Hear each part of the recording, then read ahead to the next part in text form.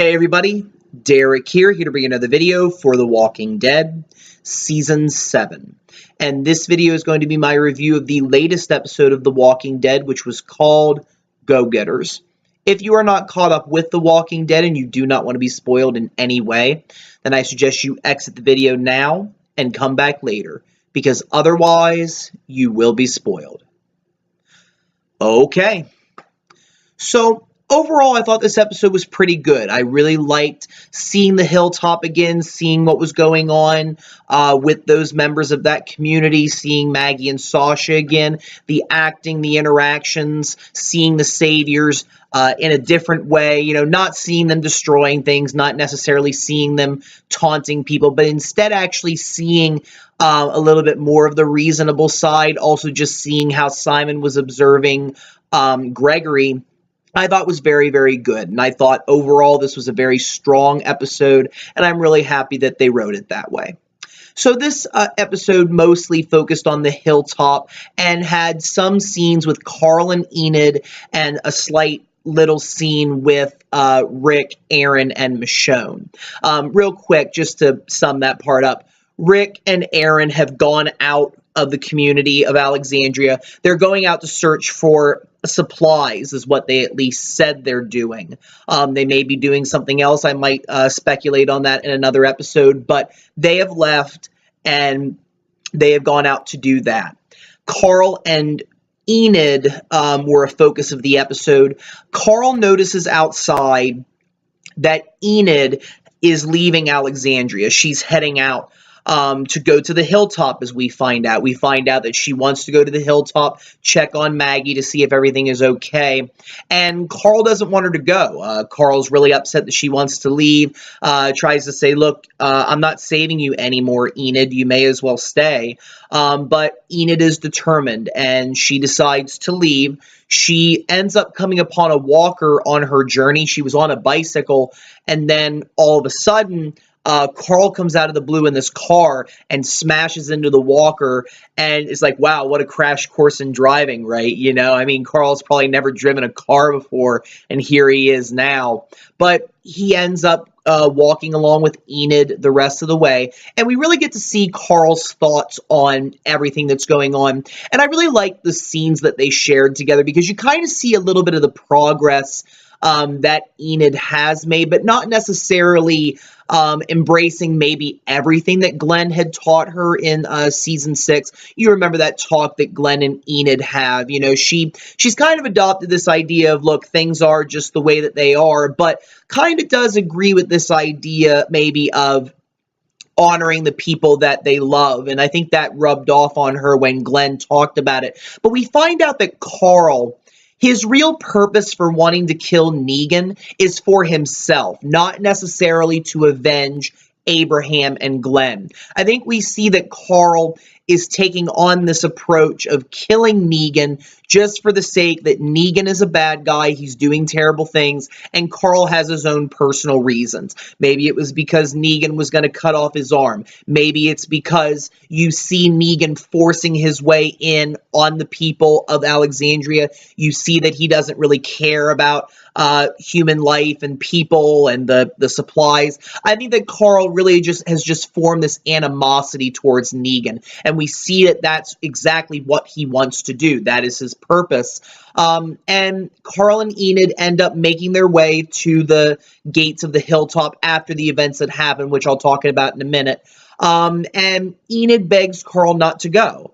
But Carl is determined in his mission, and Carl and Enid share their first kiss. And I think that it was, in a way, I think it was mixed for the reasons why they wanted to do it. I think that maybe Carl just wanted a little satisfaction of something that he hasn't done before he left. And I think that Enid was trying to do it to get him to stay, because Enid does not want him to do this. And what we find out is that Carl actually, when he was driving the car, he wasn't coming to get Enid. He just happened to come upon her and decided to guide her the rest of the way to the hilltop. He was actually on his way to the sanctuary, so he didn't intend to run into her. But We see that Carl is on his mission. He is determined to go there and kill Negan and deal with the Saviors, because he's a little upset that nobody else wants to. I think that in many ways he looks at his father and he thinks, well, if you're not going to do it, Dad, I'm going to do it. I'm basically determined, and I think that it'll be very interesting to see how Carl deals with all that and how his interaction with Negan goes when we pick up with that story. But the majority of the episode dealt with Maggie, Sasha, Gregory, Jesus, and the Hilltop. We see that Maggie and Sasha have been at the Hilltop ever since they left the group in the season premiere, and we finally get that ray of hope. The baby is fine. Thank God. Something positive, literally. Like, I've been waiting for some little piece of positive news this season. We finally got it. It just turns out that there was something wrong with the placenta. I guess that it's a frequent condition that can happen where a small piece of the placenta wall can break off. That's what Dr. Harlan told Maggie in the episode, and the baby is fine, thank goodness. But Maggie and Sasha, we see in this episode, are struggling. You know, they're not necessarily okay, but they're not in that stage of, you know, when Sasha, after she lost Bob and Tyrese, she wasn't like that. She was coping somewhat. Same thing with Maggie. We don't see Maggie wanting to kill herself or doing anything drastic. We see that they're just somewhat struggling. You know, they're trying to cope with the deaths of their loved ones. And it's amazing the bond and the similarities that Sasha and Maggie really share in their story, because we see that Sasha and Maggie have both lost all of their family members. They lost, Maggie lost her father. Sasha has lost now 2 romantic partners, and we've also seen that they've both lost siblings in Beth and Tyrese. So they do share a lot of that bond, and I think that that's what they're helping each other going. You know, they visit Abraham and Glenn's graves. It turns out that they did bury them rather than burn them, which is what the Hilltop Colony usually does to people that die in the community. And, you know, you see them trying to deal with everything, and Jesus comes by. He drops by with some flowers. He put flowers on the graves, and is being there. He's very, very supportive of Maggie and Sasha in their time of need. And then comes along Gregory, the stubborn, arrogant son of a gun. He's definitely very worried and upset that Maggie and Sasha are there.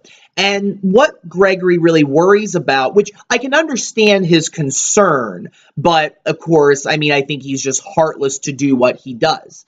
Gregory wants plausible deniability for the attack on the compound. He tells Jesus, Maggie, and Sasha, look, I thought you guys were going to take care of the Saviors. You didn't keep your word. Now I got to deal with all of this with the Saviors. I have to protect these people. And more importantly, and what he's probably more motivated towards, is protecting his own butt. I mean, Gregory's selfish in that way.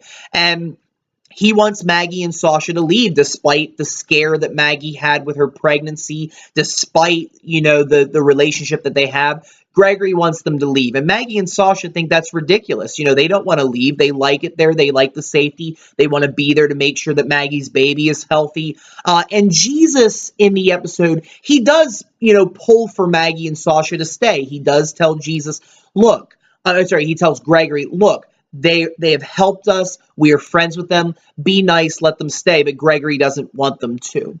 Now, later on in the episode, about in the middle point, there's an attack on the Hilltop. It turns out the attack comes first, then the Saviors come later. And what happens is the Hilltop is attacked by the Saviors. There's fire set. The gates are open. The walkers start pouring in because the Saviors put a car in the middle of the town with loud music playing. That's a strategy that they use. And of course, walkers are attracted to sound, so they come in.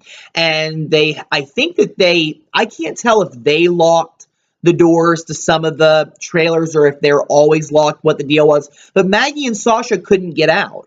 So they ended up having to go through the roof, and Sasha and Jesus fight off the walkers while Maggie uses her brains and does one of the most amazing things I have seen on this show. Because of the fact that the car was padlocked, they could not get in, Maggie took a tractor that the Hilltop had and backed over the car, crushing it. I thought that was absolutely great. I have never seen something quite as amazing as that on Walking Dead. Like, I was like, wow, look at this, and it turns out she has done this before. She says later in the episode that she had run over some other guy's car with a tractor. So it's nice that Walking Dead actually had something that you could laugh at and smile about. Like, I'm sorry, I'm still actually cracking up over that scene. It's really crazy.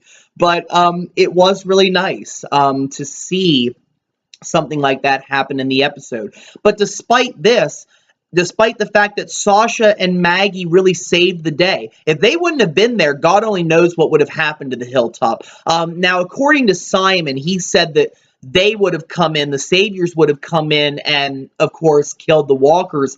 But, who knows? He could have just been talking out of his rear, too. You just never know with them. But despite all this, Gregory still does not want them to stay. Gregory still wants them to leave. Sasha tries bargaining with him, but Gregory doesn't want it.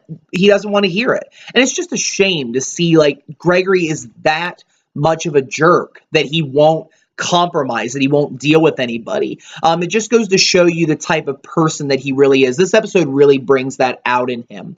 Well, the Saviors come, led by Simon, who is Negan's right-hand man. And Simon comes and tells Gregory, hey, we need to talk. And he tells him about the compound being attacked and everything that happened there. And Gregory plays dumb. Gregory knows the truth, but he's like, well, I can't believe that happened. Oh, my goodness gracious. Kind of acting very well to try to mask the knowing that he does about the compound's attack because he was behind it.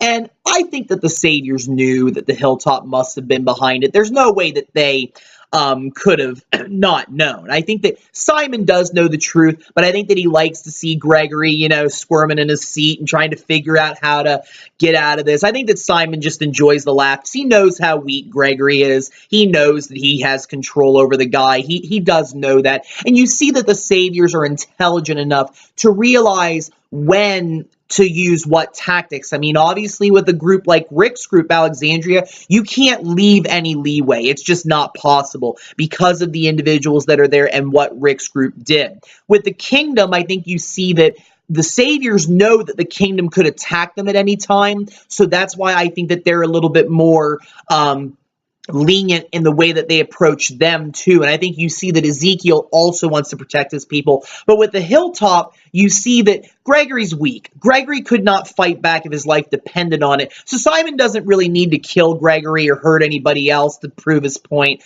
Gregory, Simon knows that Gregory is powerless. So he just, I think in a sense, taunts him a little. And at the end of the visit, what happens is Simon ends up going to the closet because Gregory was originally going to turn Maggie and Sasha over to them. I don't think he told Simon that they were there, but I think he must have said something like, I have something else to show you. He goes to the closet, opens it up. Jesus had originally hidden Sasha and Maggie, but it turns out he hid them in a different place. And instead, there was Gregory's alcohol in the closet. And Simon's kind of like, hey, Gregory, wow, look at this. This is a really nice gesture. Thank you.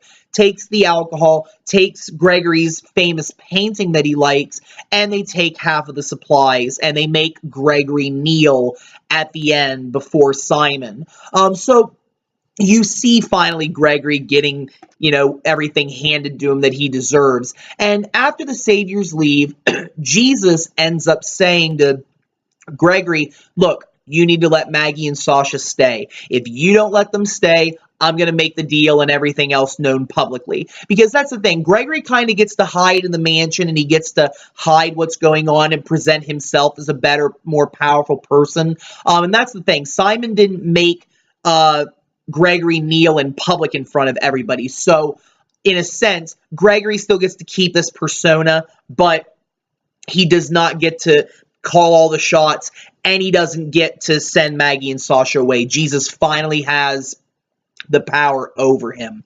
So Maggie and Sasha get to stay, and of course, one more note, Maggie does get to finally punch Gregory in the face, because originally Maggie had left Glenn and Herschel's watch on the grave, but it turns out that Gregory took it, and he was wearing it in the episode. I saw him, and Maggie ends up taking it back. And at the end of the episode, she gives it to Enid, and I think that she's in a sense passing it down, letting it be with somebody that she loves and cares about. And I think it was a really nice gesture.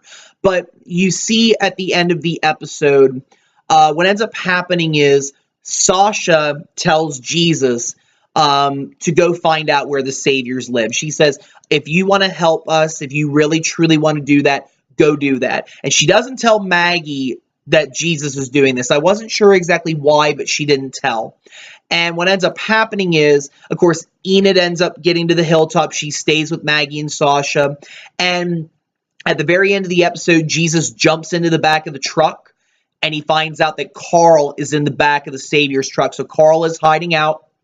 Carl is on his way to the sanctuary with Jesus. Now, what's going to happen? I don't know. Are the two of them going to jump out, do some scavenging on their own, try to figure everything out?